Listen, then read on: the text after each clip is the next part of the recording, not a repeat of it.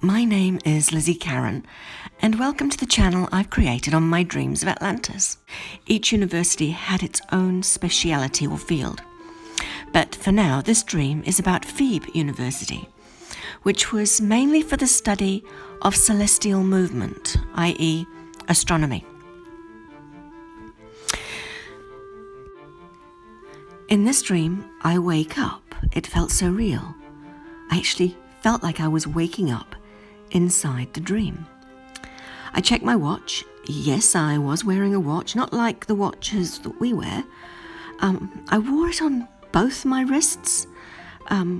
They were beautiful devices that seemed to be a flower on the top and the bottom of each wrist.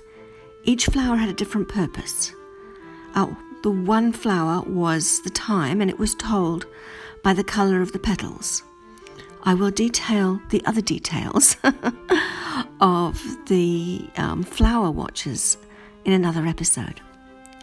Having checked my flower watch, I realised I was late for class or study or something along those lines. I washed just by walking into a small room that blew warm, damp water up from the floor. But at the end of the process, I was dry. It was so easy and quick. I stepped out, slid on a long silky robe over my head. Then I looked at the mirror and combed my hair. The comb looked pretty normal. I looked like me, but a young version of me, with heavy eye makeup that I did not remember applying. I felt rushed, so all that happened quite quickly, and I heard someone call my name. Mirren? I was in too much of a hurry to stop, so I called out, "I'm off to class!" And I rushed out the door grabbing 3 things: a cape, some long rods, and a bag. A woman stopped me in the garden to hug me and remind me about something important that was happening that evening. She helped me put on my cape, which fastened around the top of my arms and my wrists, and fitted very snugly around my shoulders. Then, the weird tube thing, which fitted like a corset around my middle. I thanked her, said my goodbyes, referring to her as mother, even though she looked as young as me. I also felt like I wasn't really her daughter, much more like a loved companion. I don't think we have anything in our culture that could compare to what the relationship was. It wasn't sexual. It was more like a guardian. Anyway, I run to a large tree near a cliff, and I push some kind of device that's on the rods, and I jump off the cliff. Flying is supposed to be a very common and happy dream that many people experience, so this was a really great part of the dream. The rods provided some kind of buoyancy device that kept me from falling, and the cape helped me with my balance and direction. I have a clear picture of my mind of the gliding feeling. It was not fast. The cape and the buoyancy rods around my middle felt very secure, but I was unclear if there was any option on propulsion. The forward movement seemed to come only from me jumping in the direction that I wanted to go. This is totally different to the many dreams that I've had of flying in a machine from one location to another, but that once again is another episode. Anyway, I'm gliding down from the cliff alongside a beautiful valley. There's a cliff face at the other side of the valley as well. Looking down, I can't see any roads. I can't see any people. Basically, I don't see anything but trees. But the way ahead, way up ahead, there's a massive white building nestled between where the 2 cliffs meet. The cliffs were the same white stone as the building was made of. At the front of the building, there were steps, very long, deep steps, and of such a height that it was a little uncomfortable stepping up. All the trees and the bushes stopped at the bottom of the steps. And essentially there was nothing but bushes and trees there, not even a pathway. I gently landed on the bottom step and walked towards the next step, climbing upwards across one platform to another step till I reached the entrance. The steps, the building, everything was white, but not made of blocks. It was cut directly into the bedrock. The whole building was one thing. At the entrance, there were pillars, but they didn't seem to serve any purpose except to look very impressive. At a guess, I would say the pillars were about 3 to 4 stories high, so maybe 50, 60 feet. And this was the great University of Feeb. It was for the study of celestial movement, i.e. astronomy, mainly. The universities are usually named after the founder of each, even though Uran was really the founder of all the places of study.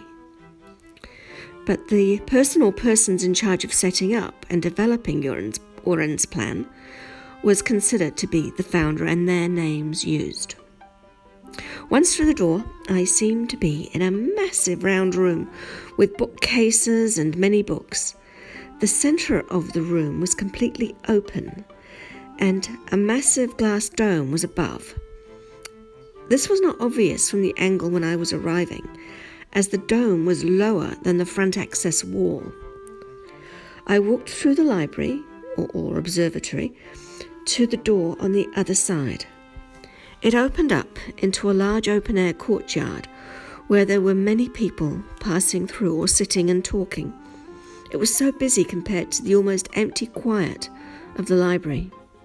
There were doors around the courtyard that led to specific lecture or study rooms. I headed directly to where I was expected to be, through a door, then down a corridor and into a stepped lecture room, all cut into the rock. No windows, but plenty of light. A discussion was taking place and I simply joined in.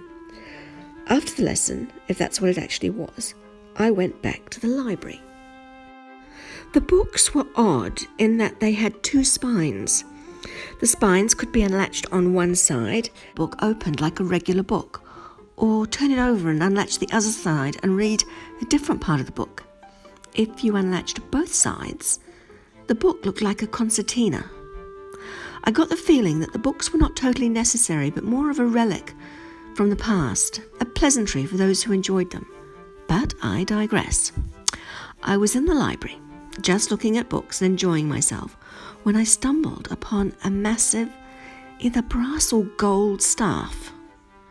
It was just lying on the floor, and I thought to myself, what the... and just stared at it. It was about 7 feet long and curved at the top like a shepherd's crook. I did not know what it was, but it was clear that it was not supposed to be there. I turned to leave the aisle to find someone in order to notify them. And at this point, 4 men approached me. They were all very tall, slim and muscular and wore a white pleated skirt each. Their bodies seemed perfect and all alike. 2 of them picked me up like I was nothing, while the other 2 retrieved the crook. They took me to a small room and asked me questions. I had no answer for them. I'd only just stumbled across the item and did not know anything. Eventually, they accepted what I had said, and I was released. I was immediately back in the courtyard. By this time, there were very few people remaining in the area, and it was getting dark. I walked towards a glass tower. I stepped in at the bottom, and it took me to the top. There were no buttons, no doors, and once at the top of the tower, I could see the dome of the university clearly below me.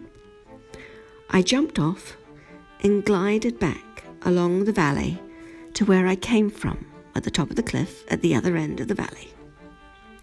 I walked through the door of my home, and there are a group of people playing a game. And someone calls out, "Mirren, it's your turn." They're playing a strategy game, and each person has a herd of animals or playing pieces. The objective is to surround another player and remove them from the game. The person with the most pieces at the end of the game wins. It sounds very basic, but it's actually very strategic. Playing pieces or counters in the dream were things like bulls, lions, dogs, hippos, rams, cats. I get the impression that people had their own personal collection of animals that they could bring to play the game.